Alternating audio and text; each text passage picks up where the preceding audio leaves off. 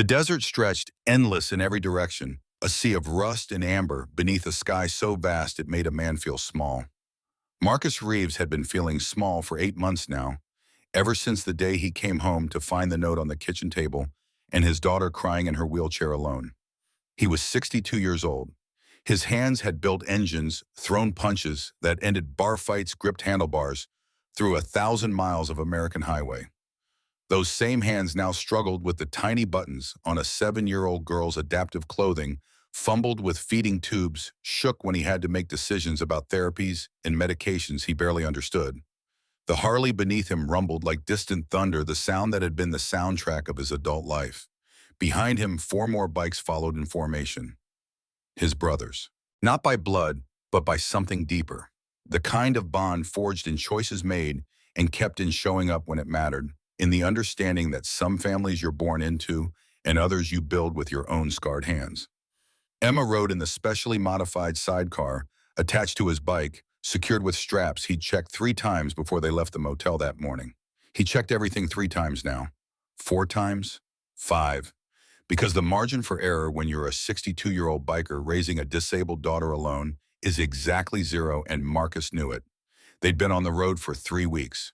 California to Texas and back again, a route they ran twice a month for the club.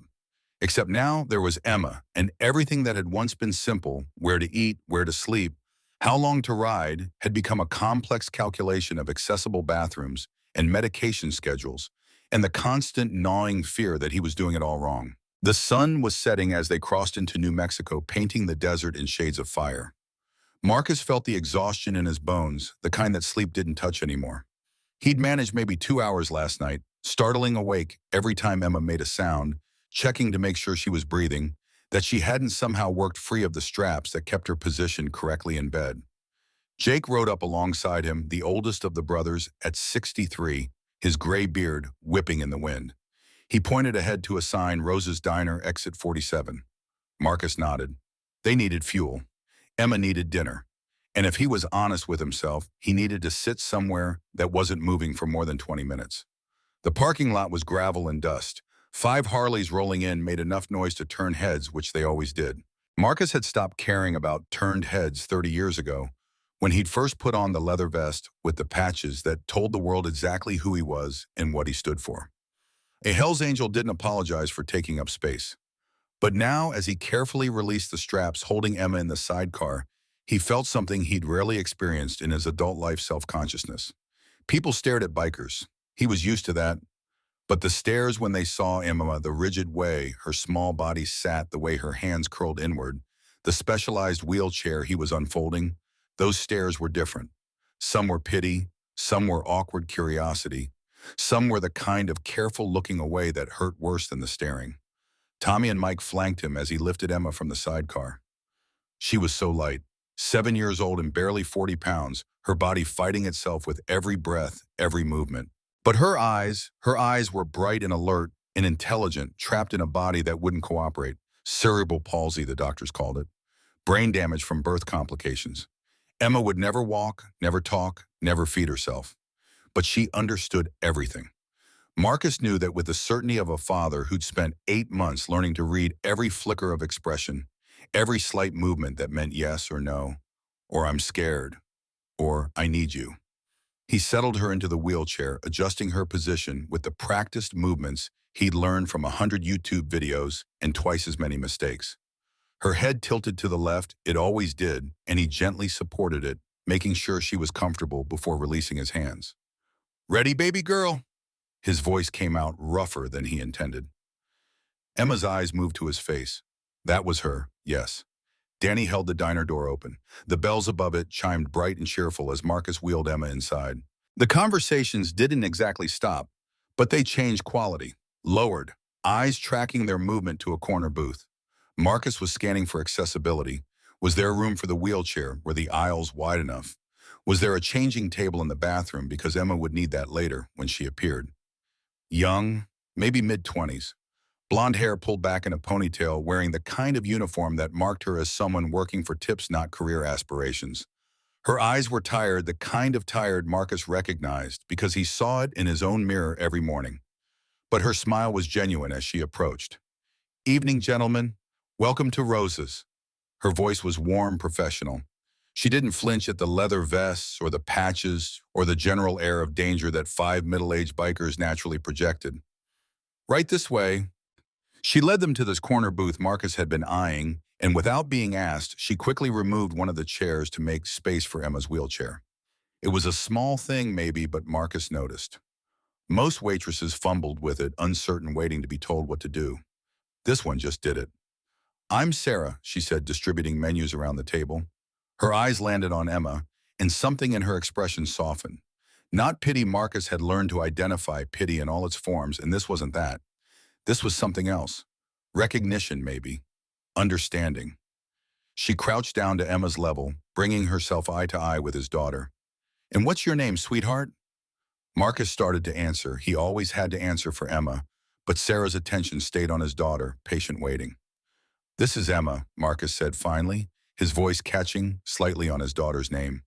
"She understands everything you say, but she can't talk back." Sarah nodded, still focused on Emma. "It's nice to meet you, Emma. I'm Sarah. I bet you've been on those motorcycles all day, haven't you? That must be exciting." Emma's eyes brightened and Sarah smiled. "I thought so. Well, let's get you some dinner. Are you hungry?" Emma's eyes flicked to Marcus, her way of saying yes through him. "She'll have the chicken tenders." Marcus said, his throat tight with an emotion he couldn't quite name. "Cut up real small, and mashed potatoes also cut small, extra soft, and a chocolate milkshake." Sarah was writing this down, but she glanced up at him with understanding in her eyes. "Texture issues." Marcus blinked. Most people didn't ask that. Most people didn't know to ask that. "Yeah, she can choke easy if the pieces are too big or too tough." "I have a cousin with CP," Sarah said simply. "Emily, she's 12 now. I know the drill. Small bites, soft textures, watch for swallowing, take it slow." Something in Marcus's chest loosened just slightly. Someone who understood without needing everything explained. Someone who'd said CP casually like it was just information, not a tragedy. The brothers ordered burgers, steaks, enough food to feed a platoon, and Sarah headed back to the kitchen. Marcus watched her go, then turned his attention to Emma, adjusting her position slightly, making sure her head was supported, that she looked comfortable. "She's good," Jake said quietly. At 63, Jake had been riding with Marcus longer than anyone. He knew when something mattered. "Yeah," Marcus agreed. He didn't say the rest of it, that in 3 weeks of diners and truck stops and roadside restaurants, Sarah was the first person who'd spoken directly to Emma, like she was a person, not an object of pity or a medical condition to navigate around. The diner was typical Southwest red vinyl booths, chrome accents, a jukebox in the corner, playing something country and old. Through the window, Marcus could see their bikes lined up outside chrome, catching the last light of sunset. For 20 years, that sight had meant freedom. Now it meant something more complicated. Responsibility. Isolation. The constant awareness that he was one mistake away from failing the small person who depended on him for everything. Sarah returned with their drinks. Sweet tea for the brothers, a Coke for Marcus, and Emma's chocolate milkshake, which she set down carefully within Marcus's reach. "Food will be up in about 15 minutes, she said. Then she paused, her eyes moving between Marcus and Emma. "Would you like me to bring extra napkins and maybe a bib?" Marcus felt his jaw tighten. Not from offense, from the simple acknowledgement that, yes, feeding Emma was messy, and yes, he needed those things, and no, there was no shame in it. That'd be appreciated. When she left, Mike leaned forward.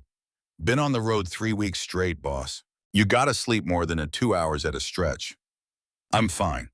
"You're not fine," Tommy cut in. "You're running yourself into the ground. When's the last time you had a hot meal that wasn't truck stop food? I eat. Cold burgers in motel rooms while Emma sleeps don't count." Jake's voice carried the weight of earned authority. "You keep this up, you'll collapse. Then, what happens to her?" Marcus's hands tightened on his glass. The question that kept him awake at night, that haunted every decision. "What happens to her if I fail? I'm doing the best I can." "We know that," Danny said, his voice gentler. "We're just saying you don't have to do it alone. Let us help more." "You help." Marcus looked around the table at these men, his brothers, in every way that mattered. They'd reorganized their entire lives around his new reality. They planned routes with accessibility in mind. They carried Emma's medical supplies on their bikes. They took shifts staying awake in motel rooms so Marcus could sleep even though he never really did. You help more than I deserve. Family doesn't deserve, Jake said. Family just is. The word lodged somewhere in Marcus's chest. Family. He'd thought he had that once. A wife, a daughter, a house in the suburbs that he'd bought specifically because it had a yard where a little girl could play. But Christine hadn't been able to handle it when Emma's delays became apparent, when the diagnoses started rolling in, when it became clear that their daughter would never be the child they'd imagined. She'd tried. Marcus gave her that much. For 5 years she'd tried. But trying wasn't the same as succeeding, and one morning he had come home from a club run to find Christine gone, and Emma crying unfed, unchanged for hours. The note had been brief. I can't do this anymore. I'm not strong enough. I'm sorry. No forwarding address, no phone number. Just gone like their vows and their partnership and their shared responsibility for the small person who needed them both had been optional contingent on everything being easy. 8 months ago. It felt like 8 years. The food arrived and Marcus's attention snapped back to the present. Sarah set their plates down with practiced efficiency, but when she got to Emma's meal, she paused. Marcus was already reaching for it, preparing to cut everything smaller to begin the careful, time-consuming process of feeding his daughter while his own food grew cold. Sarah glanced at him, then at Emma, then back to him. Would you like me to help feed her while you eat? Her voice was quiet, almost hesitant. I've done it with Emily 100 times. Small bites, watch for swallowing, take it slow. That way your food stays hot. Marcus froze. In 8 months of solo parenting, no one had offered that.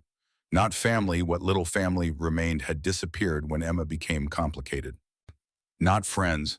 Most of his friends were sitting at this table, and they helped in other ways, but feeding Emma required a specific skill set and patience that most people didn't have. And here was this stranger, this young waitress, working for tips in a desert diner, offering casually like it was nothing. You sure? His voice came out rougher than he intended. It takes a while. You've got other tables. Sarah glanced around the diner. An elderly man in the corner booth nursing coffee that would last him another hour. A young couple absorbed in each other. An older woman working a crossword puzzle over pie.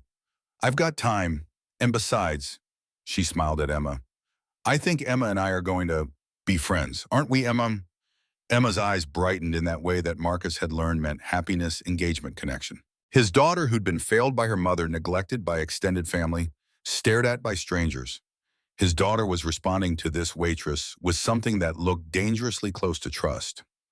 Marcus nodded once, a sharp dip of his chin that somehow conveyed more than 1,000 words could. Yeah, okay, thank you. Sarah pulled up a chair, positioning herself between Marcus and Emma. She picked up the fork, cut a small piece of chicken tender, smaller than most people would think necessary, but exactly the right size, and turned to Emma with a gentle smile. Okay, Emma, here comes the first bite. You ready? Emma's mouth opened slightly, and Sarah carefully placed the food inside. Then she waited, patient, attentive, watching as Emma chewed slowly. The process couldn't be rushed. Every bite took time, required attention, demanded patience that most people simply didn't have. Good job, Sarah murmured. You're doing great. Want to try some mashed potatoes? Marcus picked up his own fork and took a bite of his burger. Hot. The food was actually hot, and he was eating it while it was still warm, and he didn't have to choose between feeding his daughter and feeding himself. The relief was so intense it was almost painful. Around him, his brothers had gone quiet, watching this young woman feed Emma with the kind of natural competence that spoke of real experience, not just good intentions. Sarah kept up a gentle stream of conversation, talking to Emma about the sunset, about a roadrunner she'd seen that morning, about anything and everything that made his daughter feel seen, feel normal, feel like more than just a medical condition that needed managing. You're a natural, Marcus said quietly between bites. Sarah glanced at him, still holding the fork steady for Emma's next bite. My cousin Emily taught me. Her mom, my aunt, works 2 jobs, so I help out when I can. Emily's shown me a lot about patience and about how the best conversations don't always need words. She smiled at Emma, and Marcus saw his daughter's eyes crinkle slightly at the corners. If Emma could smile with her mouth, she would be. He knew that. How long have you been doing this alone? Sarah asked. It wasn't nosy, just genuinely curious. 8 months. The words came out before Marcus could stop them. Her mother left, couldn't handle it. Sarah's hand paused for just a moment, then continued with Emma's next bite. That must be incredibly hard. It is. Marcus wasn't used to admitting that, wasn't used to acknowledging that he struggled, that he felt lost most days, that he lived in constant fear of making the wrong choice. I'm 62 years old. I've led a motorcycle club for 20 years. I've been in fights that would terrify most people. I've stared down cops and rival clubs in situations that should have killed me. He paused, watching Sarah wipe Emma's mouth gently with a napkin. And I'm more scared every single day now than I've ever been in my entire life. Sarah met his eyes. Because you love her. Fear is just love with nowhere to go. Something in Marcus's chest cracked open. This young woman, this stranger who'd been in their lives for less than an hour, understood something it had taken him months to figure out. Yeah, he managed. Yeah, that's it exactly. The brothers ate in comfortable silence, the kind of quiet that came from men who'd ridden together long enough that words weren't always necessary. But Marcus could feel their attention, the way they were witnessing this moment, understanding its significance. When Emma had finished as much as she could eat, Sarah carefully wiped her mouth gentle around the sensitive areas. You did such a good job, Emma. I'm so proud of you. Emma's eyes locked with Sarah's, bright and alert, and full of something Marcus hadn't seen enough of lately: joy. Simple, uncomplicated joy at being treated with dignity and kindness. What do we owe you for your time? Marcus asked, reaching for his wallet. Sarah stood collecting plates. For feeding a beautiful little girl who just made my whole evening better. She shook her head.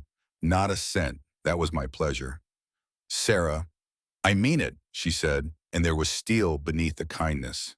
Some things you don't do for money. You do them because they're right. Because everyone deserves kindness. She looked at Emma.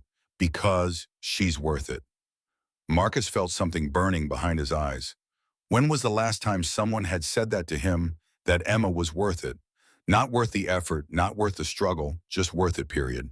Inherently valuable, inherently deserving of care and attention and love. He stood abruptly, his chair scraping against the floor. For a moment he couldn't speak, couldn't trust his voice not to break. He reached for his wallet, not for money but for the business card he kept there. The one with the club's contact information and his personal cell number. This has my number, he said, pressing it into Sarah's hand. His voice was low and tense. I'm serious about this. If you ever need anything, anything at all, you call me. Car breaks down, you need money, someone's giving you trouble, you call. He held her gaze, making sure she understood. You showed my daughter dignity tonight. You saw her as a person, not a problem. That's rare. That's precious. His voice dropped lower. That means you're family now, you understand. In our world, family is sacred. You're under our protection now, whether you want it or not. Sarah looked down at the card, then back up at him. Her eyes were bright with unshed tears. Thank you. Around him, his brothers stood, each of them nodding their agreement. Jake stepped forward and extended his hand. Name's Jake. That's Tommy, Mike, and Danny. What Bull said goes for all of us. You need something, you call. Sarah shook hands with each of them, clearly overwhelmed but holding it together. I don't know what to say. Don't say anything, Marcus told her. Just remember, you're family now. They paid their bill. The brothers left a tip that was easily 3 times the cost of the meal and prepared to leave. Marcus carefully maneuvered Emma's wheelchair toward the door but paused at the threshold. Sarah, he called back. She looked up from clearing their table. I mean what I said. Family is sacred in our world. You remember that? She nodded, unable to speak past the emotion in her throat. Outside, the desert air was cooling rapidly, the way it always did after sunset. Marcus carefully transferred Emma from her wheelchair to the modified sidecar, securing her with movements that had become ritual. The wheelchair folded and was strapped to Danny's bike.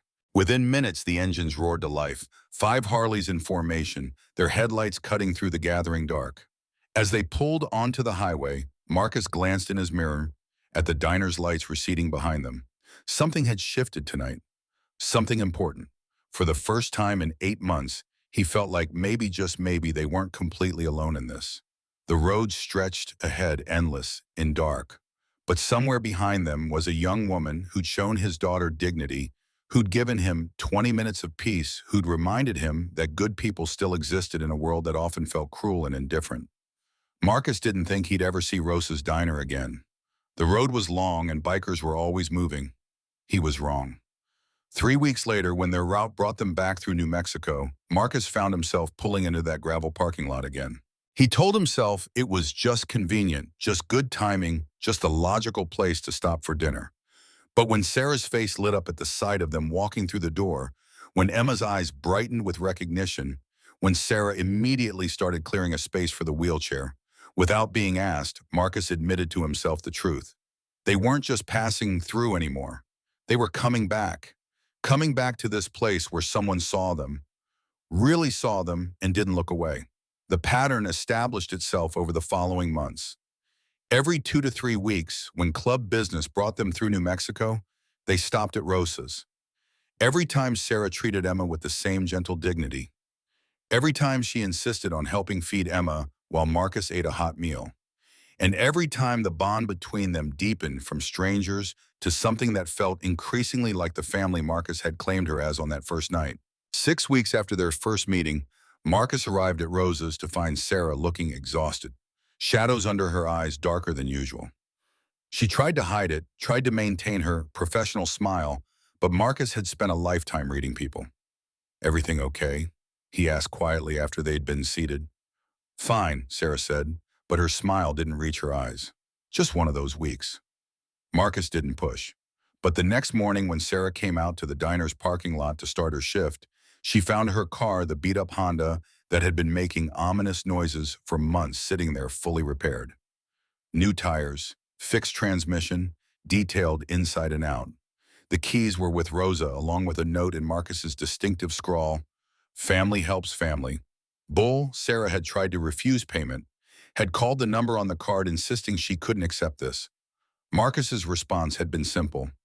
"You fed my daughter, you gave me peace. This is nothing." 2 months after that, Sarah mentioned in passing that her apartment building had been bought by new management, that rents were going up, that she was struggling to make ends meet. She didn't ask for help, didn't hint, just shared the way friends do. 3 days later, Sarah came home from a double shift to find her apartment door open and the smell of smoke in the air. For one terrifying moment, she thought there'd been a break-in. Then she heard familiar voices inside. Marcus and his brothers were hauling furniture up the stairs. A new couch, a better mattress, kitchen supplies, a dresser, new clothes still with tags on them, sized exactly right. "What?" Sarah stood in the doorway, frozen. "What is this?" "Heard your building's rent went up," Marcus said, setting down a box of dishes. "Figured you could use some better stuff. Had some extras." The tags on the clothes told a different story. The receipt accidentally left in one of the bags showed a furniture store visit from that morning. This wasn't extras. This was Marcus spending money he probably didn't have much of on someone who wasn't blood because he decided she was family.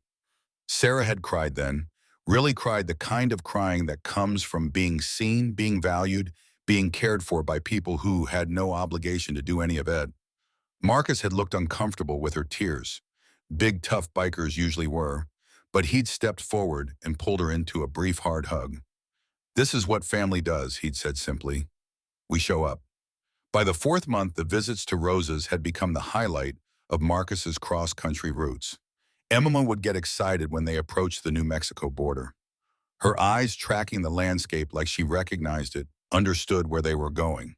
And when they walked into the diner and Sarah smiled at them, Marcus felt something he hadn't felt in years. He felt like they belonged somewhere, like someone was happy to see them coming, instead of relieved to see them go. It was on one of these visits that everything changed. Sarah was refilling their coffee. The brothers had long since finished eating, but they were lingering the way they always did now, just enjoying the company when she said almost casually, "I'm thinking about applying to nursing school." Marcus looked up. "Yeah, there's a program in Albuquerque, pediatric specialty. I've been thinking about it for a while." She glanced at Emma. "Working with kids like Emma and my cousin Emily. Kids who need people who understand, who don't just see the disability." "You'd be incredible at that," Marcus said and meant it. Sarah smiled, but there was something wistful in it. Tuition's pretty steep, though. I've been saving, but it's going to take a few more years before I have enough. She moved on to another table, and Marcus sat back, his mind working. Around him, his brothers were exchanging glances. They all knew what the other was thinking. That night in a motel room while Emma slept, Marcus made some calls to the club treasurer, to brothers in other chapters, to people who owed him favors from 20 years of writing and leading and being there when it mattered. 2 weeks later, Sarah received a certified letter at Rose's diner. Her hand shook as she opened it, expecting a bill or bad news or one of the dozen small disasters that seemed to define her financial life. Instead, she found a letter from the University of New Mexico School of Nursing. An anonymous donor, the letter said, had established a scholarship fund in her name. Full tuition, books, living expenses, 4 years fully covered, contingent only on her acceptance and maintaining good grades. Sarah called the number on Marcus's card. He answered on the second ring. "I can't accept this." Her voice was thick with tears. "It's too much. I can't." "You can and you will," Marcus interrupted. His voice was firm but warm. "You fed my daughter when you didn't have to. You saw her as a person when most people see a wheelchair. You gave me 20 minutes to eat a hot meal in peace. You have no idea how much I needed that night."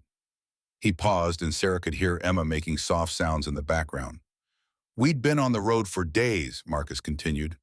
"I was exhausted, worried about Emma, questioning every decision I'd ever made as a father, and you showed up and made it better. You reminded me that good people still exist, that Emma deserves dignity and kindness, and that there are people in this world who will give it to her." His voice roughened with emotion. "Nursing school is where you belong, Sarah. I looked into you. I hope you don't mind. You've been taking care of people your whole life, your cousin, your grandmother before she passed, half the folks in your neighborhood. You've got the heart for this work, and the world needs more nurses who see kids with disabilities as people first." "But this is so much money," Sarah whispered. "So you're going to take this scholarship. You're going to become an amazing nurse, and someday you're going to help families like mine. Families who are drowning and desperate and terrified they're failing their kids. That's not charity, Sarah. That's an investment in you, in Emma's future, in every kid like her who deserves caregivers who give a damn." There was a long pause. Then Marcus added, his tone lightening slightly. "Besides, your family. In our family, we take care of each other. No arguments." Sarah was full-on crying now, the kind of crying that comes from being given something you desperately wanted, but never dared to ask for. "I love you guys," she managed. "I love Emma. I love all of you." "We love you too, kid," Marcus said, and Sarah could hear the smile in his voice. "Now go fill out those applications. You've got work to do." The call ended, and Marcus sat in the dark motel room, listening to Emma's breathing, feeling something unfamiliar settling in his chest. Hope, maybe, or purpose, or the simple understanding that the best things in life, the things that actually mattered, had nothing to do with blood and everything to do with choice. He had chosen to stop at Rose's diner that first night. Sarah had chosen to feed his daughter. They had all chosen each other, building something that looked like family out of nothing more than kindness and showing up and refusing to let each other face the world alone. Outside, the desert was silent and vast. Inside, Marcus closed his eyes and for the first time in 8 months slept deeply and without fear, because his daughter was safe, because they'd found people who saw them, because somewhere in New Mexico, a young woman was filling out nursing school applications, and in 4 years she'd be helping families just like his. And because Marcus had learned the most important truth of his 62 years, love wasn't about blood or obligation or the families you were born into. Love was about showing up, about seeing someone's humanity and refusing to look away. About 20 minutes in a diner and a young woman who knew that some things aren't done for money. They're done because they're right. Marcus reached over and adjusted Emma's blanket, his rough, scarred hands gentle on his daughter's small shoulder. "We're going to be okay, baby girl," he whispered. "We found our people." Emma slept on peaceful and safe while outside the desert stars wheeled overhead and the road stretched on toward tomorrow. The acceptance letter arrived on a Tuesday morning in late September, 6 months after that certified letter had changed Sarah's life. She was working the breakfast shift at Rose's, When the mail carrier handed her the thick envelope with the University of New Mexico seal embossed in the corner, her hands trembled as she opened it. Around her, the diner continued its morning rhythm, coffee pouring bacon sizzling the low murmur of early customers, but Sarah's world had narrowed to the words on the page in front of her. Dear Ms. Hartley, congratulations. On behalf of the admissions committee, I am pleased to offer you acceptance into the University of New Mexico School of Nursing Pediatric Specialty Program beginning January. She read it 3 times before it felt real. Then she pulled out her phone and called the number she'd memorized months ago. Marcus answered on the first ring. Sarah, everything okay? I got in. Her voice broke on the words. I got into nursing school. I start in January. The silence on the other end lasted just long enough for Sarah to hear Marcus's sharp intake of breath. Then, that's my girl. I knew you would. I couldn't have done this without you. Without all of you. You did this yourself, Marcus corrected, but she could hear the smile in his voice. We just opened a door. You're the one walking through it. Emma, his voice moved away from the phone. Sarah got into nursing school. Sarah could hear Emma's excited vocalization in the background, that wordless sound of joy that she'd learned to recognize over the past months. Her eyes filled with tears.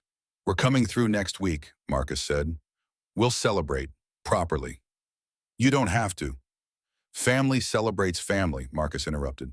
Rosa's, next Tuesday. Be ready for the biggest piece of pie you've ever seen. The call ended, and Sarah stood in the middle of the diner holding her acceptance letter and feeling like her life was finally moving in the direction it was meant to go. Rosa appeared at her elbow, the 70-year-old owner moving with the quiet grace of someone who'd spent 5 decades reading her customers and her staff with equal precision. Good news, the best news. Sarah showed her the letter. I got in. I'm going to be a nurse. Rosa's weathered face creased into a smile. That biker and his daughter, they changed your life, didn't they?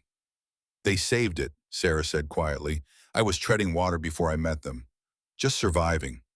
Now I'm actually living. Rosa squeezed her shoulder. And you changed theirs too. Don't forget that. I've been watching Marcus these past months.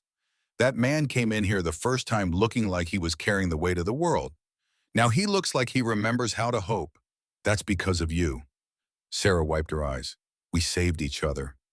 That's how the best families work, Rosa said. The following Tuesday, Sarah heard the familiar rumble of motorcycles before she saw them. 5 Harleys pulling into the parking lot at Sunset Chrome, catching the last light of day. But something was different this time. As Marcus dismounted and began unbuckling Emma from the sidecar, Sarah noticed the way he moved slower, more carefully. One hand pressed briefly against his chest.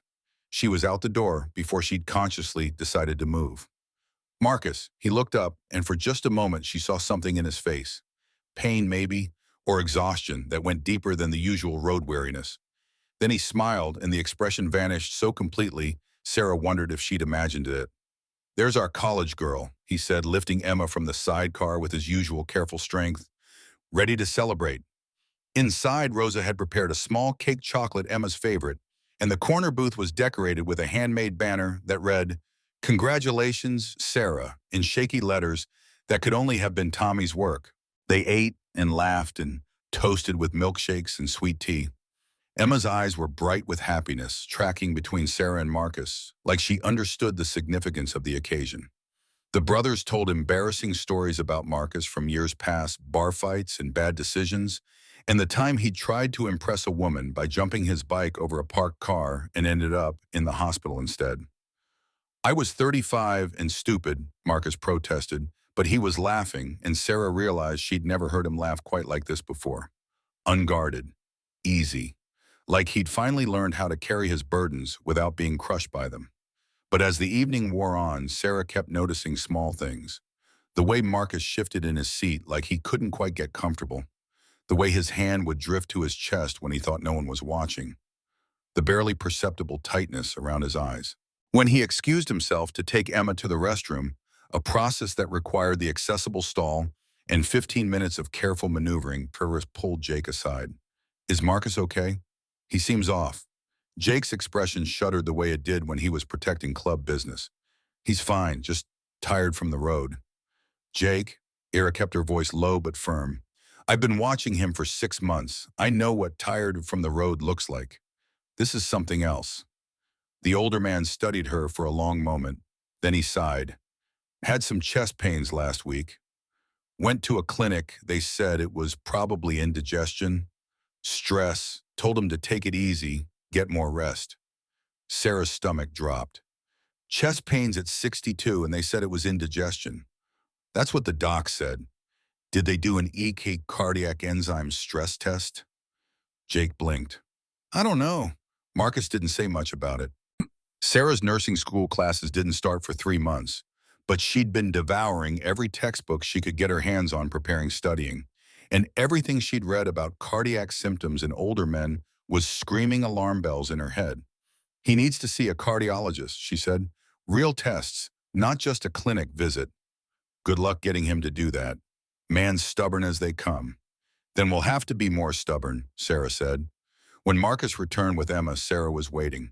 I need to talk to you privately. Marcus's eyebrows rose, but he nodded.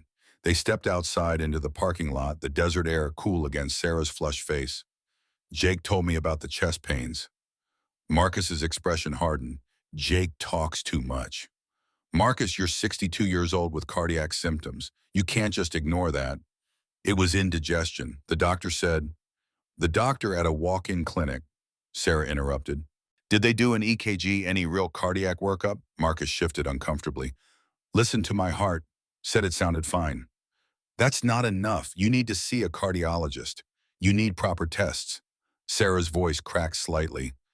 Emma needs you. She can't lose you. Something in Marcus's face softened. Sarah, and I need you too, she added quieter now. You changed my life. You're the closest thing to a father I've had in 10 years. So you don't get to have chest pains and blow them off as nothing. You don't get to risk leaving Emma alone because you're too stubborn to see a doctor properly. Marcus was quiet for a long moment, staring out at the darkening desert. I'm scared, he finally said so quietly Sarah almost didn't hear him. If it's something serious, if it's my heart, what happens to Emma, I'm all she has. That's exactly why you need to know, Sarah said gently. If something's wrong, we catch it now, we treat it. We make sure you're around to see Emma grow up, to see me graduate, to walk me down the aisle someday if I ever find someone worth marrying. Marcus smiled despite himself. You planning on getting married? Not anytime soon, but the point stands. You need to take care of yourself, not just for Emma, for all of us. The door to the diner opened and Tommy stuck his head out. Everything okay out here? Yeah, Marcus said, his eyes still on Sarah. Everything's okay. Sarah's just reminding me that I'm not allowed to be stupid about my health. About damn time someone did, Tommy said. Been telling you the same thing for weeks. 2 days later, Marcus called Sarah from a cardiologist's office in Albuquerque. The news wasn't terrible, but it wasn't great either. Moderate coronary artery disease. High blood pressure that had gone untreated for years. The doctor prescribed medication, dietary changes, and stern warnings about stress management. Looks like I'm not invincible after all, Marcus said, trying for humor, but not quite landing it. None of us are, Sarah replied, but you're going to be okay.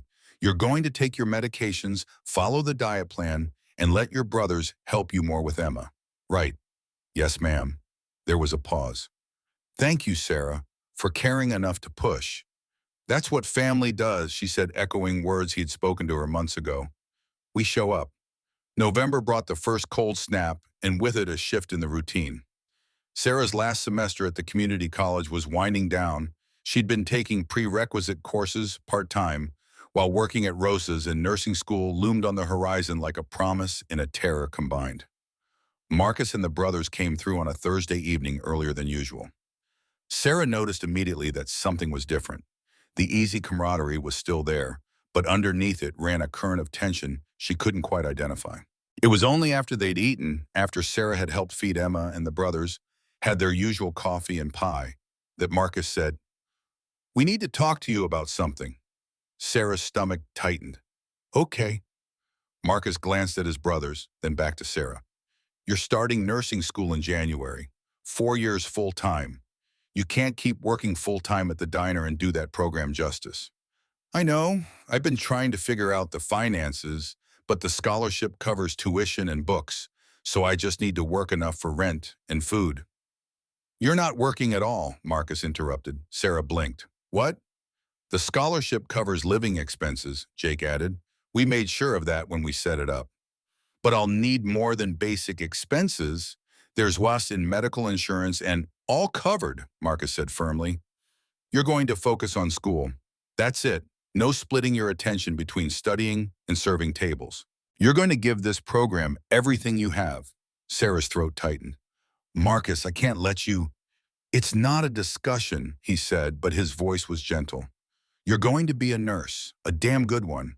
And you're going to help families like mine, families who are scared and overwhelmed and don't know how to navigate the medical system with disabled kids. But you can only do that if you give it your full attention." "He's right," Rosa said, appearing from the kitchen. Sarah hadn't realized the older woman was listening. "I've been watching you run yourself ragged for 2 years, honey. It's time to let people help you the way you've been helping everyone else." Sarah looked around the table at Marcus with his weathered face and fierce protectiveness, at the brothers who'd become uncles in every way that mattered, at Emma, with her bright, intelligent eyes, at Rosa, who'd given her a job and a safe place when she'd had nothing. "I don't know how to let people take care of me," she admitted. "You learned," yeah, Marcus said, "same way I learned to let you feed my daughter. Same way I learned to let these knuckleheads help me with Emma instead of trying to do everything alone. You just let go and trust that we've got you." Sarah's last shift at Rosa's was on a Saturday in mid-December. The regulars had pitched in for a going-away party. Nothing fancy, just pie and coffee, and the kind of small-town warmth that Sarah had learned to treasure over the past 2 years. Marcus and the crew showed up at closing time after the other customers had filtered out. Emma was bundled against the winter cold, a knitted cap pulled low over her ears. "Got something for you," Marcus said, handing Sarah an envelope. Inside was a key and an address in Albuquerque near the university campus. "What is this apartment?" Danny said. "2-bedroom, accessible, close to campus and the hospital where you'll be doing clinicals." "We can't afford the rent. In Albuquerque is—" "Already paid," Tommy interrupted. 2 years up front. After that, you'll be doing your clinicals and making enough to cover it yourself." Sarah's hands were shaking. "This is too much. You've already done so much." "Look at me," Marcus said, his voice carrying the weight of command that made him a natural leader. Sarah's eyes snapped to his. "You fed my daughter. You saw her as a human being when most of the world sees a burden. You reminded me that good people exist. You pushed me to see a doctor when I was being too stubborn and stupid to do it myself." He stepped closer, his expression intense. "You probably saved my life, Sarah. The cardiologist said if I'd gone another year without treatment, I'd likely have had a massive heart attack. Would have left Emma alone. So this apartment, this support, it's not charity. It's gratitude. It's family, taking care of family. It's us making sure you succeed, because when you succeed, you help people like Emma. You help fathers like me.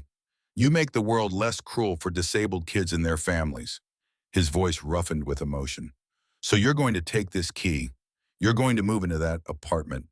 You're going to become the best damn pediatric nurse the state of New Mexico has ever seen. And you're not going to argue about it." "Understood." Sarah was crying now, the kind of crying that comes from being seen and valued and loved by people who have no obligation to do any of it. "I don't deserve you guys."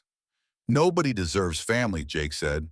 "Family just is. You're ours now. Deal with it." The move happened over Christmas weekend.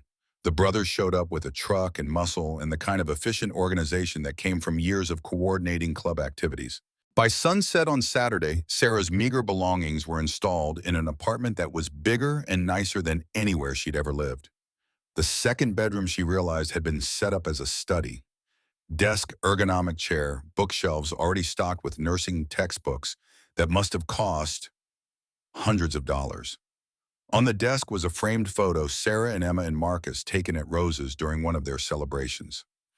Emma was smiling with her eyes. Marcus had his arm around Sarah's shoulders, and all three of them looked like what they were, family. That night, after the brothers had left and Sarah was alone in her new apartment, her phone rang. "Marcus, everything okay with the place?"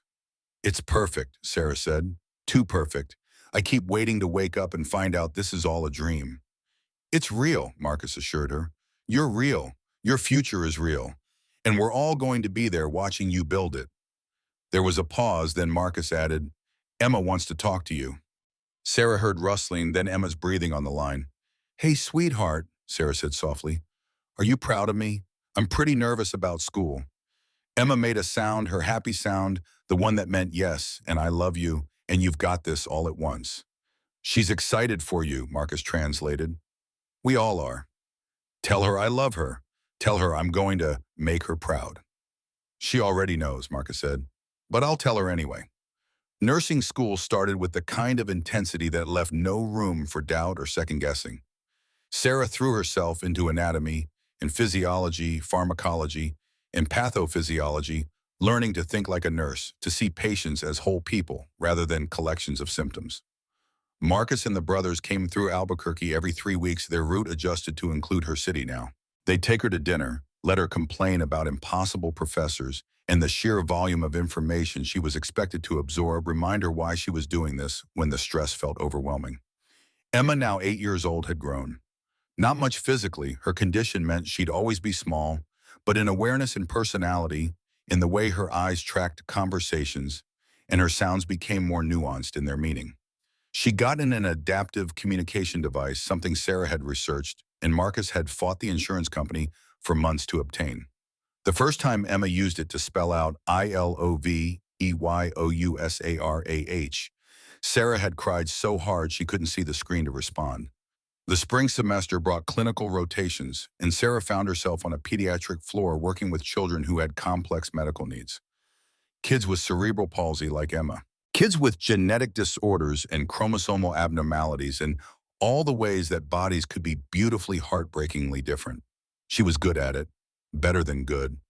Her instructors noticed how the kids responded to her, how she could calm a screaming child with a few quiet words, how she never showed frustration or pity, just steady, competent care mixed with genuine warmth.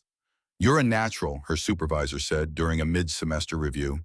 Have you considered specializing in pediatric neurology?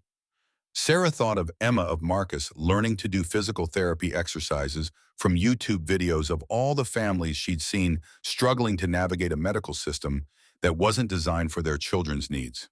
Yes, she said, that's exactly what I want to do. It was late April when Marcus called at 2 in the morning. Sarah jolted awake, her heart already pounding, because nothing good ever came from 2 a.m. phone calls.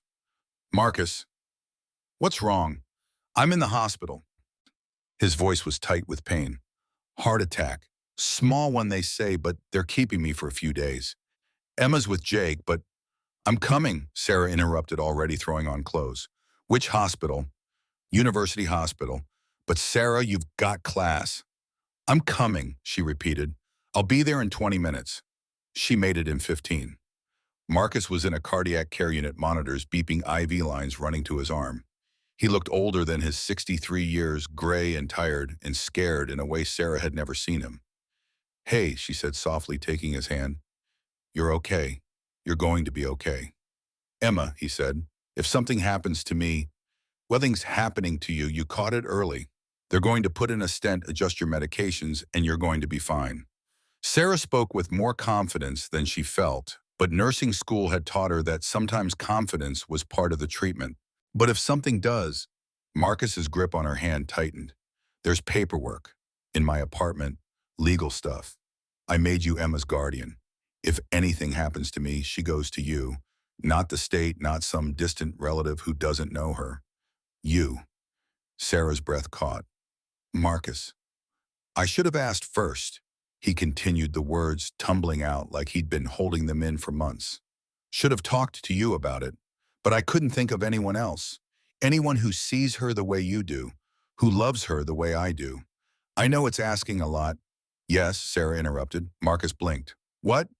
Yes, of course yes. If anything happens to you, which it won't, but if it does, Emma comes to me. She's my family. You both are. Sarah's voice was fierce now. But you're not going anywhere, Marcus. You hear me? Emma needs her dad. I need my... She stopped, the word catching in her throat. You're what? Marcus asked softly. My dad, Sarah finished, tears streaming down her face. You're the dad I always needed. You and Emma, you saved me. So you don't get to leave us. You fight. You get better. You come home. That's an order. Marcus smiled despite the pain and the fear and the monitors beeping around them. Yes, ma'am. The brothers arrived an hour later, Jake bringing Emma in her wheelchair. The little girl's face was streaked with tears, her eyes wide with fear. Sarah knelt beside the wheelchair, taking Emma's hand. He's okay, sweetheart. Your daddy's going to be okay. They're going to fix his heart, and he'll be home soon. Emma's eyes searched Sarah's face, looking for truth, for reassurance. Sarah held her gaze steady and certain. I promise. We're not losing him. He's too stubborn. Emma made a sound that might have been a laugh, and Marcus, watching from the hospital bed, felt something in his chest ease that had nothing to do with his cardiac condition.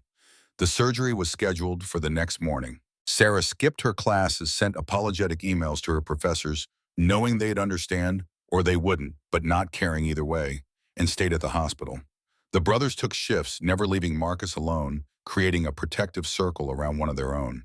When they wheeled Marcus away to the cardiac catheterization lab, Sarah held Emma on her lap in the waiting room, both of them terrified but trying to be brave for each other. Your dad's strong, Sarah murmured, stroking Emma's hair. He's survived everything life has thrown at him. He's going to survive this too. Emma's communication device, perched on the wheelchair beside them, lit up with slowly spelled letters, WHATIF. No what ifs, Sarah said firmly. We think positive. We hope. We pray if you're the praying type, and we trust that he's going to come back to us. The procedure took 2 hours. When the cardiologist finally emerged, his face was professionally neutral, in that way that made Sarah's nursing instincts scream. But then he smiled. He did great. 2 stents placed, blood flow restored. He'll need to stay a few days for monitoring, but barring complications, full recovery expected. Sarah felt her legs nearly give out. Jake steadied her, while Danny let out a whoop that echoed through the waiting room. Emma made a sound, her happy sound, the one that meant relief and joy and thank God all at once. Can we see him? Sarah asked. Give him another hour to come fully out of sedation, then yes. When they finally wheeled Marcus back to his room, his eyes found Sarah and Emma first. Hey, he said, his voice rough from the breathing tube. Told you I was too stubborn to die. Sarah laughed and cried at the same time. Yeah, you did. Now you're going to follow every single one of your doctor's orders, take your medications, eat the boring, heart-healthy diet, and stop trying to do everything yourself, right? Do I have a choice? No, Sarah, Jake, Tommy, Mike, and Danny said in unison. Marcus smiled, his eyes drifting closed. Good, I'm tired of doing everything alone anyway. Emma's device lit up. LOVEYOUDADD. Love you too, baby girl, Marcus murmured. Love all of you, my family. Sarah stayed at the hospital for 3 days, sleeping in a chair beside Marcus's bed, helping the nurses with his care in that way nursing students do when they're trying to absorb everything they can. The cardiac nurses noticed her competence, her natural instinct for patient care, and one of them pulled her aside on the 3rd day. You're a nursing student. Yes, ma'am, 2nd semester. You should consider cardiac care. You're good with patients, good with families. That combination is rare. Sarah glanced through the window at Marcus sleeping peacefully now, his color returning as monitors showing strong, steady rhythms. I'm planning on pediatrics, but I appreciate that. The nurse smiled. Pediatrics is lucky to get you. Marcus came home a week later, moving into Sarah's 2nd bedroom because the brothers' apartments weren't accessible and someone needed to monitor him during recovery. Emma moved in too, the 3 of them creating a temporary household that felt surprisingly natural. Sarah adjusted her class schedule, took some lectures online, made it work. She cooked heart-healthy meals from recipes her nutrition professor recommended. She monitored Marcus's medications, checked his blood pressure, made sure he rested instead of trying to immediately return to his normal routine. In the evenings after Emma was settled for the night, Sarah and Marcus would sit on the small balcony, watching the Albuquerque sunset paint the Sandia Mountains in shades of pink and gold. I'm slowing down, Marcus said one night about 3 weeks into his recovery. Getting old. 63 feels different than 62 somehow. You had a heart attack, Sarah pointed out. You're allowed to feel different. Emma needs more than I can give her long term. She's 8 now. In 10 years, she'll be 18. I'll be 73, if I even make it that long. Don't talk like that. It's realistic, Marcus said gently. I need to make sure she's taken care of, that she has people who will be there when I can't be anymore. She has me, Sarah said, and the brothers, and a whole community of people who love her. I know. Marcus was quiet for a moment. I made you her legal guardian, but I'm also setting up a trust, money for her care, instructions for her medical needs. Everything she'll need if when I'm gone. Marcus, let me finish, he interrupted. I need to say this. You changed everything, Sarah. Before I met you, I was drowning. Terrified I was failing Emma. Convinced I was the wrong person to be her father. Then you showed up and reminded me that love doesn't require perfection. It just requires showing up. He turned to look at her, his eyes serious. You're going to be an incredible nurse. You're going to help so many families. But you've already helped mine more than you'll ever know. You gave me hope when I had none. You became the daughter I never knew I needed. You loved my daughter like she was your own. His voice roughened. So I want you to know, legally, officially, emotionally, you're Emma's family. You're my family. And when I'm gone, I'll go peacefully because I know she's got you. Sarah was crying now, the kind of quiet tears that come from being given a responsibility so huge and so precious that it feels like both a burden and a gift. I won't let you down, she whispered. Either of you. I know, Marcus said. That's why I chose you. They sat in comfortable silence, watching the mountains fade from pink to purple to shadow.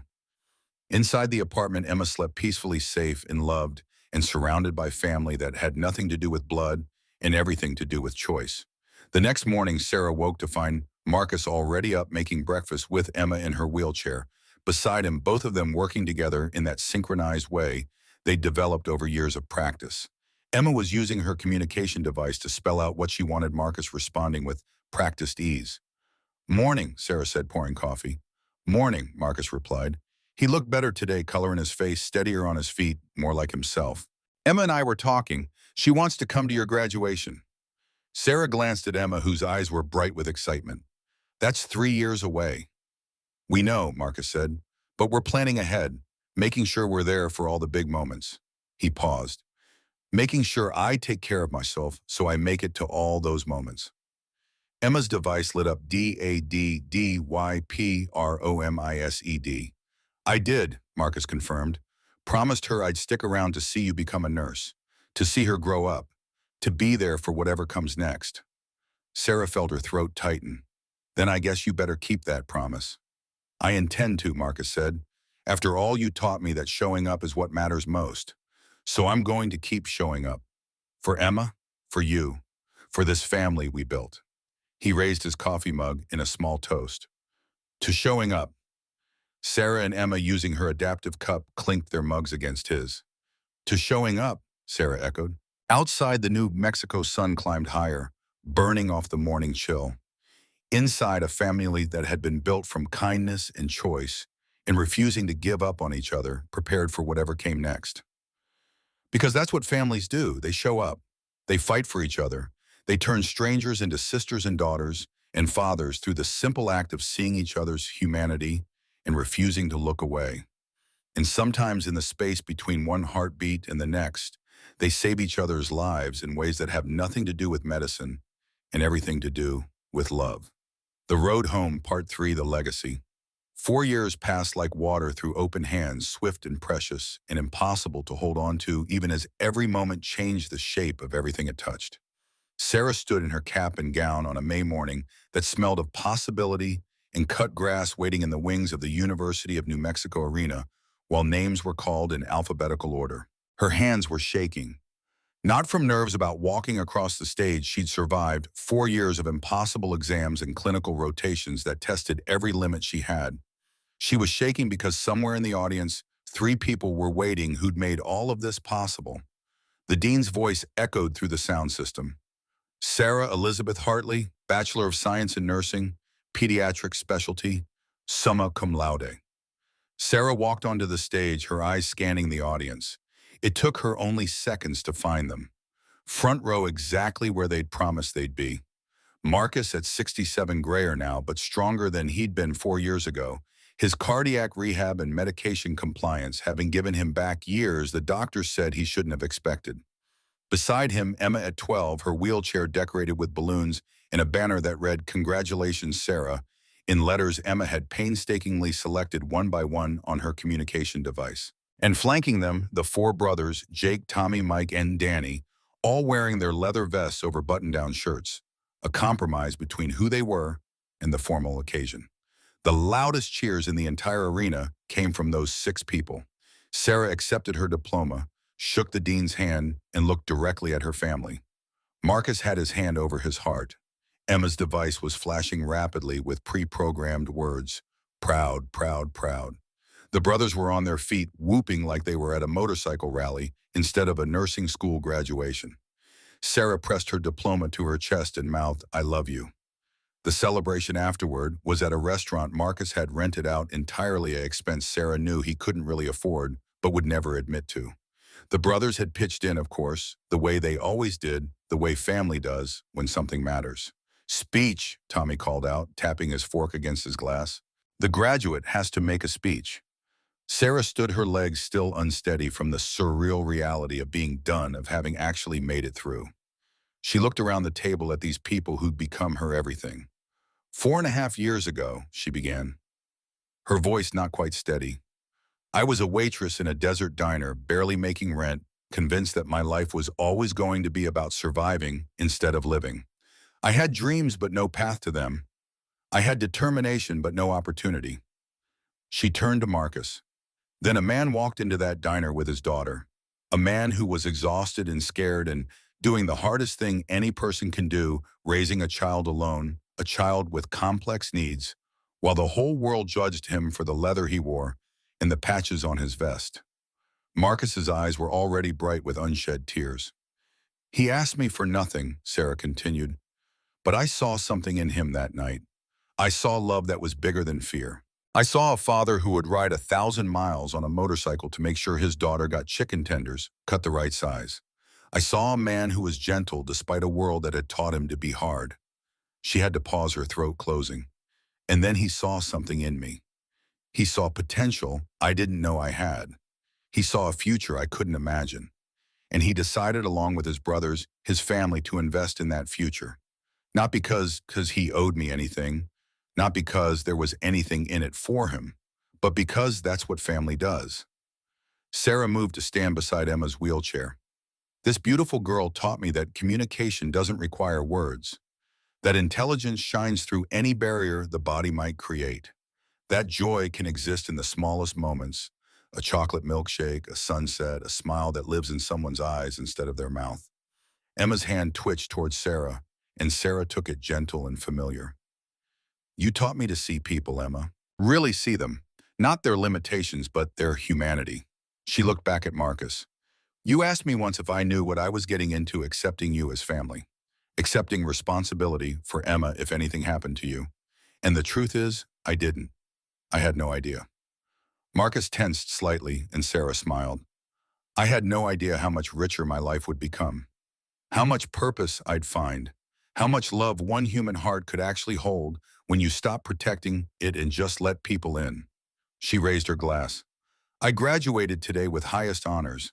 I start my position at Children's Hospital in 2 weeks as a pediatric nurse in the neurology department. In 5 years, I plan to have my nurse practitioner certification. In 10 years, I want to run a clinic specifically for families with children who have complex medical needs. Sarah's voice strengthened, and every single bit of that journey started because a biker stopped at a diner and let a waitress feed his daughter. Because kindness rippled out in ways none of us could have predicted. Because family isn't about blood, it's about showing up. She held up her glass higher. To Marcus, who taught me what real strength looks like. To Emma, who taught me what real communication looks like. To Jake, Tommy, Mike, and Danny, who taught me that brotherhood means chosen family. And to all of us for choosing each other. To family, Marcus said, his voice rough with emotion. To family, the table echoed. They drank, they ate, they laughed. Emma used her communication device to tell terrible jokes she'd been saving up, and Marcus groaned at every punchline while secretly being delighted that his daughter had developed a sense of humor. The brothers told stories from the road carefully edited for mixed company, and Sarah, for the first time in 4 intense, exhausting years, let herself just breathe. Later after the meal, Marcus handed Sarah a small velvet box. Graduation present. Inside was a silver pendant on a delicate chain, an angel with motorcycle wings. On the back engraved in tiny letters, Family Forever, MEGTIMD. It's beautiful, Sarah whispered. You're ours, Marcus said simply. Now it's official. Sarah put the necklace on, and Emma clapped the uncoordinated movement that was her version of applause. The sound was the most beautiful thing Sarah had ever heard. The transition from student to working nurse was brutal in ways Sarah hadn't fully anticipated. The clinical rotations had been challenging, but they were temporary, supervised, educational. Now she was responsible. Real patients, real families, real consequences if she made mistakes. Her specialty was pediatric neurology, which meant children like Emma. Kids with cerebral palsy, epilepsy, brain injuries, genetic disorders that affected neurological development. Kids whose bodies worked differently, whose families were exhausted and scared and desperate for someone who understood. Sarah understood. 3 weeks into her new position, a family arrived in the neurology clinic. Father in his late 50s, daughter about 9 years old in a wheelchair, cerebral palsy obvious in the rigid way she held her body. The father looked like Marcus had looked that first night, exhausted, overwhelmed, trying to hold it together through sheer force of will. Sarah introduced herself, then crouched to the daughter's level. Hi there, I'm Sarah. What's your name? The father started to answer, but Sarah held up a gentle hand. Let me try something first. She looked back at the girl. Can you blink once for yes, twice for no? The girl blinked once, her eyes sharp with intelligence. Great. Is your name something that starts with A through M? 2 blinks, no. N through Z, 1 blink, yes. Sarah continued the game, narrowing it down letter by letter until they established the girl's name was Sophie. The entire time, Sophie's eyes grew brighter, more engaged, and the father was staring at Sarah like she'd just performed a miracle. How did you know to do that? He asked, his voice thick. I have a sister, Sarah said, the word coming naturally now. Cerebral palsy. She taught me that communication takes a lot of forms. You just have to be willing to listen. The father broke down crying right there in the exam room. Everyone talks around her, to me about her, but never to her, like she's not even there. She's there, Sarah said firmly. She's right there, and she's been waiting for someone to notice. I see you, Sophie. Sophie made a sound wordless but full of emotion, and Sarah knew with absolute certainty that this was exactly where she was supposed to be. That night, she called Marcus. I met a family today, a dad and his daughter. They reminded me of you and Emma. Yeah, Marcus sounded tired but interested. What happened? Sarah told him about Sophie, about the father's tears, about the simple act of speaking directly to a child that everyone else had been talking around. You did that because of us, Marcus said quietly, because you learned to see Emma. I did it because you taught me that every person deserves dignity, Sarah corrected. That disability doesn't mean absence of personhood. You taught me that, Marcus, and now I get to teach other people. That's the ripple, Marcus said. That's how kindness spreads. You fed my daughter once. Now you're feeding hundreds of other children with the skills you learned from that experience. That's legacy, Sarah. Our legacy, Sarah said. All of us together. 6 months into her new position, Sarah approached her supervisor with a proposal. I want to start a support group for parents of children with complex neurological conditions, a place where they can share resources, support each other, learn from medical professionals in a non-clinical setting. Her supervisor, a woman in her 50s who'd been in pediatric nursing for 30 years, studied the written proposal Sarah had prepared. This is ambitious. Would you run it? I'd facilitate it, yes, but I'd also want to bring in families who've successfully navigated these challenges. Let them mentor newly diagnosed families. Create a community. You have someone in mind to start with, Sarah smiled. I know a biker and his daughter who might be interested in sharing their story. The first meeting of what would eventually become Emma's Voice was held on a Tuesday evening in September in a conference room at the hospital. Sarah had expected maybe 5 families. 20 showed up. Marcus and Emma sat at the front of the room, and Marcus told their story, how terrified he'd been when his wife left, how he'd learned to do physical therapy from YouTube videos at 2 in the morning, how he'd modified his motorcycle so Emma could ride safely, how he'd found a community of brothers who'd helped him raise his daughter when he couldn't do it alone. "I'm not going to lie to you," Marcus said, his rough voice carrying to every corner of the room. "It's the hardest thing I've ever done, harder than war, harder than anything life threw at me before Emma. There are days I still doubt myself, days I still wonder if she'd be better off with someone else." He paused his hand on Emma's shoulder. "But then I remember something a very wise young woman once told me. She said love doesn't require perfection. It just requires showing up. So that's what I do. I show up every day for Emma, and she's taught me more about strength and joy and resilience than I could have learned in 100 lifetimes without her." Emma's communication device lit up with pre-programmed words, "My daddy is my hero." There wasn't a dry eye in the room. Afterward, parents crowded around Marcus and Sarah, asking questions, sharing their own stories, exchanging phone numbers. The father Sarah had met months ago, Sophie's dad, gripped Marcus's hand like a lifeline. "You give me hope," he said, "that we can do this, that it's possible." "You can do it," Marcus assured him, "and you don't have to do it alone. That's what this is for. Community, family, people who understand because they're living it too." Emma's voice grew rapidly. Within 6 months, they had weekly meetings, a resource library, a mentorship program, pairing experienced families with newly diagnosed ones.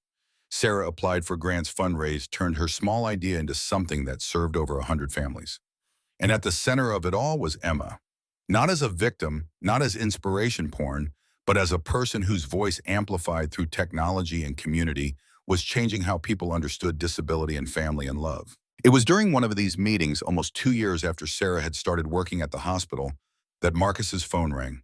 He stepped out to take the call, and when he came back in, his face was ashen. Sarah knew immediately. "What's wrong?" "Christine," he said quietly. "She's dying, cancer, stage 4. She wants to see Emma." The room seemed to tilt. Christine, Emma's mother, who'd walked away when Emma was 5, who hadn't called or visited or checked in for 7 years. Now she wanted back in because she was dying and facing her choices. "What do you want to do?" Sarah asked.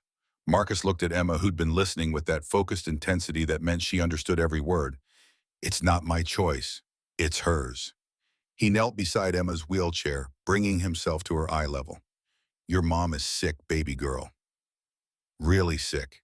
She wants to see you, but only if you want to see her. This is your choice. Whatever you decide, I support you. We all support you."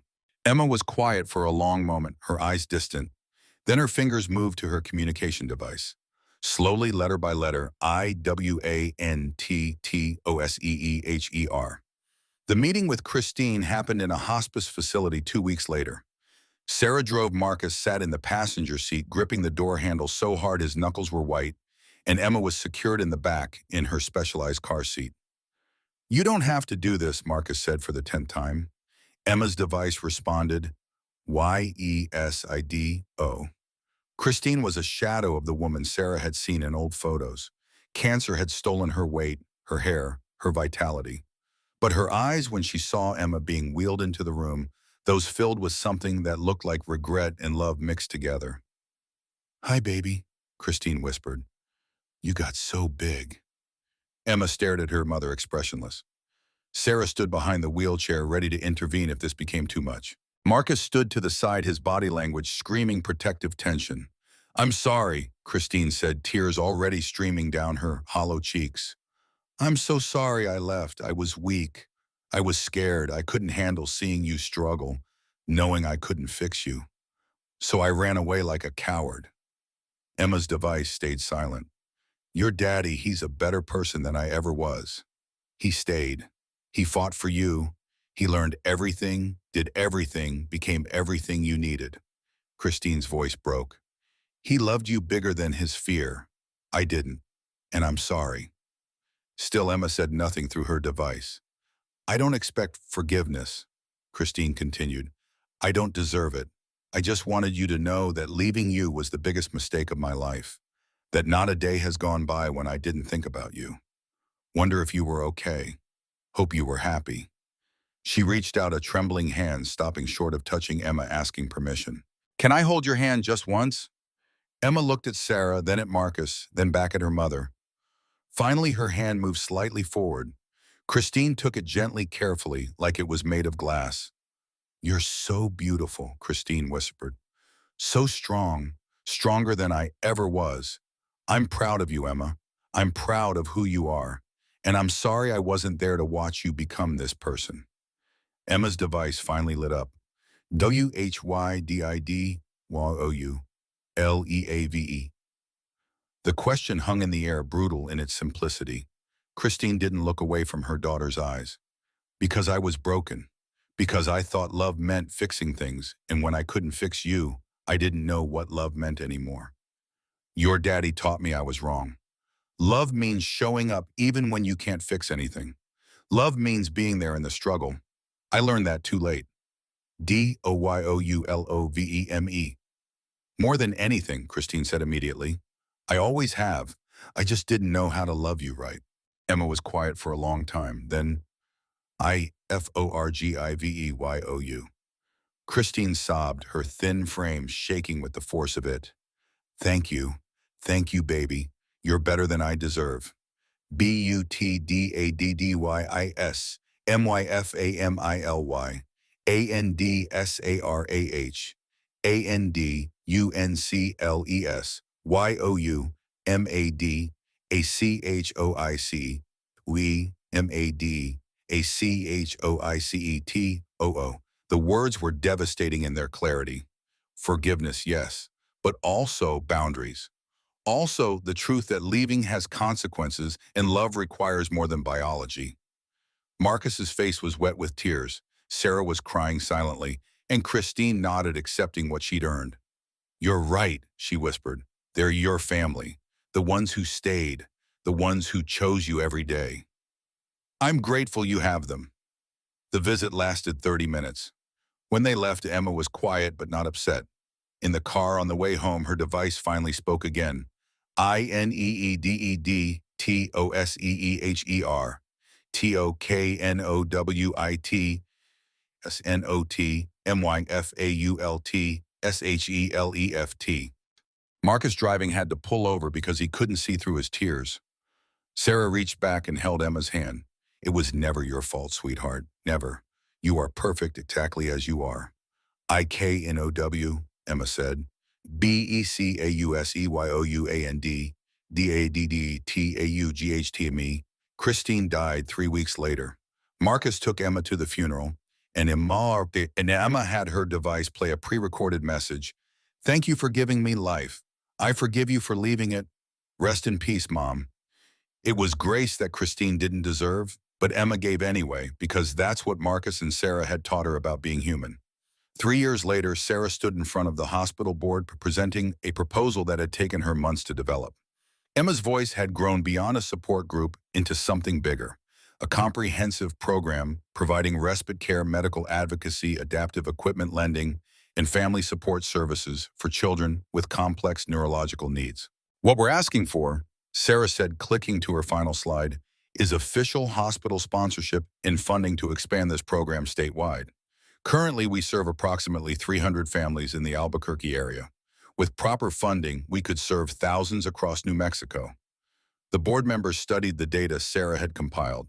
Success stories, testimonials, research showing that comprehensive family support reduced hospital readmissions, improved patient outcomes, increased family stability.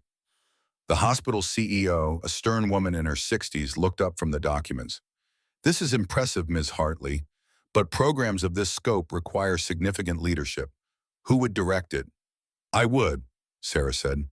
"I've completed my nurse practitioner certification. I know these families because I'm part of one. I know what they need because I've lived it. And I know this program works because I've watched it change lives over the past 3 years. Your proposal mentions motorcycle rallies as a fundraising component," another board member said, skepticism clear in his voice. "That seems unconventional for a hospital program." Sarah smiled. "Unconventional, yes, but effective. The motorcycle community has raised over $200,000 for Emma's Voice in the past 2 years through annual rallies. They've donated adaptive equipment, provided volunteer support, and created a network of families who support each other. Bikers understand brotherhood, chosen family, and protecting vulnerable people. That's exactly what this program is about." The board deliberated for 15 minutes that felt like hours. Finally, the CEO spoke. The board approves your proposal, Ms. Hartley. Congratulations. You're now the director of Emma's Voice, a hospital-sponsored family support program. Sarah called Marcus the moment she left the boardroom. We did it. Emma's Voice is official, hospital-sponsored, funded, real. Marcus's voice came through, rough with emotion. You did it? You built something that's going to help thousands of families. We built it, Sarah corrected. You and Emma and the brothers and all the families who shared their stories. This is all of ours. Legacy, Marcus said softly. This is what legacy looks like. The first annual Emma's Voice motorcycle rally happened on a Saturday in June, exactly 7 years after that first meeting at Rosa's Diner. Over 800 motorcycles showed up thundering through Albuquerque in formation, raising awareness and funds for families with disabled children. Leading the pack was Marcus, now 70 years old, his beard completely white, his body slower but his spirit undimmed. Emma, at 15, rode in her specialized sidecar, her communication device, broadcasting pre-recorded messages to the crowds. Thank you for supporting families like mine. Behind them rode the brothers Jake at 70, Tommy at 67, Mike at 62, Danny at 70. Behind them, hundreds of other bikers, many of them parents of disabled children themselves, all of them riding for a cause they understood. And riding alongside Marcus on her own motorcycle, a birthday gift from the brothers, when she'd finally agreed to let them teach her, was Sarah, now 31, a nurse practitioner and program director wearing leather that matched the brothers' vests, with her own patch, Emma's Voice. Family forever. They rode through the city to a park where a festival was waiting. Adaptive playground equipment that Emma's Voice had fundraised for. Information booths, resource tables, medical professionals volunteering their time. And everywhere, families with disabled children, no longer isolated, no longer alone. Marcus dismounted slowly, his cardiac condition managed, but always present a reminder that time was finite and precious, and helped Emma from the sidecar. Sarah was there immediately, the three of them forming their familiar unit. Look at this, Marcus said, his voice thick with emotion as he surveyed the crowd. Look at what you built. What we built, Sarah insisted. This started because you let me feed Emma 7 years ago, because you saw potential in a struggling waitress and invested in her future, because you taught me that family is about showing up. Emma's device spoke DADYIMSPROUD. I am, Marcus confirmed. So damn proud of you, Emma, of you, Sarah, of what we all built together. A young father approached his daughter in a wheelchair beside him. Mr. Reeves, I'm David. We met at the first Emma's Voice meeting 3 years ago. My daughter Sophie, you remember? Marcus studied them, then smiled. Sophie, who likes knock-knock jokes and has a crush on a boy in her class named Tyler. David laughed, amazed. You remember. I remember all our families, Marcus said simply. I wanted to thank you. David continued. 3 years ago, I was drowning, ready to give up. You told me I could do this, that I wasn't alone. You were right. Sophie's thriving. I'm thriving. Because of this program. Because you shared your story. That's what family does, Marcus said, pulling the man into a brief hug. We lift each other up. Sophie's device, similar to Emma's, lit up Emma is my hero. Emma's device responded, we are both heroes. All kids like us are heroes. Sarah watched this exchange, her heart so full it hurt. This was why she'd become a nurse. This moment right here. Connection. Understanding. Community. Love that rippled out from one simple act of kindness 7 years ago. The festival continued into the evening. Music played, food was shared, children laughed, adaptive playground equipment, allowing kids with all abilities to play together. And through it all, Marcus and Sarah and Emma moved through the crowd, greeting families, sharing hugs, building the community that had saved them all. As the sun set over the Sandia Mountains, painting the sky in shades of amber and crimson that reminded Sarah of that first evening at Rosa's Diner, Marcus found a quiet bench and sat heavily. His face was gray, his breathing slightly labored. Sarah was beside him immediately. You okay? Do you need your medication? I'm fine, Marcus said, but he let her check his pulse anyway, accepted the water bottle she pressed into his hand. Just old, tired, happy. You did good today, Sarah said softly. We did good, Marcus corrected. He looked at Emma, who was surrounded by other kids, her device lighting up as she communicated with them, her face showing that particular brightness that meant pure joy. She's happy, Sarah, really happy. She has friends, community, a future. She has you, Sarah said. That's why she has all those other things. Marcus was quiet for a moment, watching his daughter. I need to tell you something. The doctors did some tests last month. Heart's getting weaker. They're talking about a transplant list, but at 70, I'm not a good candidate. Sarah's breath caught. Marcus, I'm not telling you this to scare you, he interrupted gently. I'm telling you because I need you to know that whatever time I have left, months, years, however long, I'm at peace. Because Emma's going to be okay. She has you. She has the brothers. She has this community we built together. You're not going anywhere, Sarah said fiercely. Maybe not today, Marcus agreed, but someday. And when that day comes, I need you to remember something. He turned to face her, his weathered face serious. You fed my daughter 7 years ago, 20 minutes out of your shift. And from that 20 minutes came everything, your education, your career, this program, this community. Hundreds of families helped because you show one small act of kindness to a scared biker and his disabled daughter. His voice roughened. That's legacy, Sarah.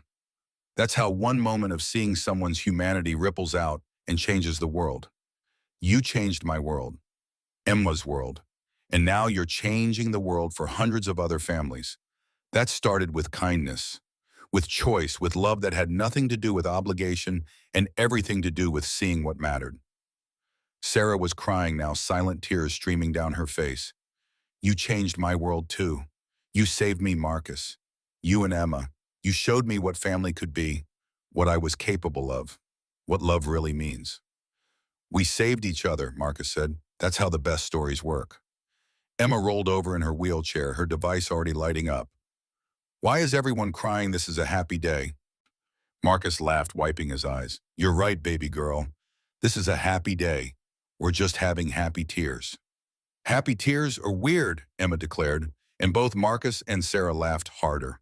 The rally ended with a closing ceremony. Sarah stood at a microphone looking out at hundreds of faces, families, bikers, medical professionals, community members, all brought together by a program that had started with a conversation in a hospital conference room. 7 years ago, Sarah began, I was a waitress working double shifts, barely surviving, convinced my life would never be more than just getting by. Then I met a man and his daughter, a Hell's Angel and a 7-year-old with cerebral palsy, and they changed everything. She looked at Marcus and Emma in the front row. They taught me that family isn't about blood. It's about showing up, about seeing each other's humanity, about refusing to let each other face the world alone. Her voice strengthened. Emma's voice started as a support group, 20 families in a hospital conference room. Today we serve over 800 families across New Mexico. We provide respite care, medical advocacy, adaptive equipment, family counseling, and most importantly, community, connection, the knowledge that you are not alone in this journey. Sarah paused, letting the weight of those words settle. Every family here has a story. Every child here has challenges. But you're not defined by those challenges. You're defined by how you face them, by who stands beside you, by the love that shows up especially when things are hard. Next year, we're expanding to Arizona and Texas. In 5 years, we hope to be nationwide. And it all started because one man loved his daughter enough to ride 3,000 miles with her in a sidecar. Because one waitress took 20 minutes to feed a little girl. Because kindness rippled out in ways none of us could have predicted. She raised her hands, inviting everyone to stand. To everyone here, the families, the volunteers, the bikers who ride for those who can't, the medical professionals who give their time, the community members who donate and support, thank you. Thank you for being the village that these kids need. Thank you for showing up. The crowd erupted in applause. Emma's device played a pre-recorded message at full volume. Thank you for loving people like me. Later that night, after the crowds had dispersed and the equipment was packed away, Marcus and Sarah and Emma sat in Sarah's apartment, the same apartment Marcus had paid for 7 years ago, the one that had become home base for all of them. Emma was asleep in her room, exhausted from the excitement of the day. Marcus and Sarah sat on the balcony watching the city lights sparkle against the dark mountain backdrop. I'm proud of you, Marcus said quietly, more proud than I have words for. I'm proud of you too, Sarah replied. You could have given up so many times when Christine left, when your heart gave you trouble, when things got hard, but you didn't. You kept showing up for Emma, for me, for all those families. Showing up is all any of us can do, Marcus said. Some days that's enough. Some days it has to be enough. They sat in comfortable silence, the kind that comes from 7 years of chosen family, of shared struggles and victories, of becoming essential parts of each other's lives. Whatever happens, Marcus said finally, however much time I have left, I want you to know I'm at peace. Emma's going to be okay. She has you. And you're going to keep building this legacy, keep helping families, keep showing people that disability doesn't mean diminished humanity. We'll do it together, Sarah said firmly. You're not done yet, old man. You've got years left. Emma's going to need you to teach her to drive her wheelchair like a motorcycle, to walk her down the aisle someday if she wants to get married, to be there for all the big moments. Marcus smiled. I'll do my best. But if I can't, if my time runs out before those moments come, you'll be there for her. I know you will. Always, Sarah promised. She's my sister. You're my dad.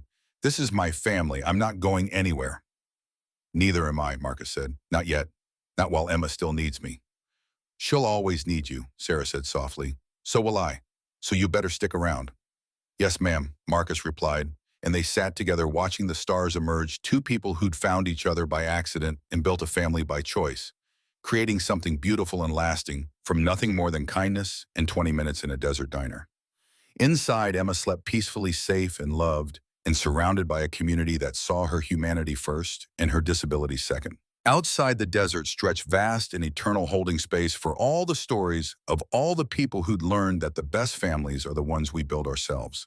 And somewhere on the highways between cities, hundreds of bikers carried the message forward that love doesn't require perfection, that family is about showing up, that the smallest acts of kindness can ripple out and change everything. All it took was chicken tenders, cut small, a chocolate milkshake, and a young woman who understood that some things aren't done for money. They're done because they're right, because everyone deserves to be seen, because showing up matters more than anything else. And because sometimes in the space between one heartbeat and the next, strangers become family and change each other's worlds in ways that echo forward through time, touching lives they'll never meet, building legacies that outlast any single lifetime. That's the road home, not a place on a map, but a feeling of belonging, of being seen, of choosing each other against all odds and building something that matters. Marcus, Sarah, and Emma had found their way home, and in doing so, they'd shown hundreds of other families the way to theirs.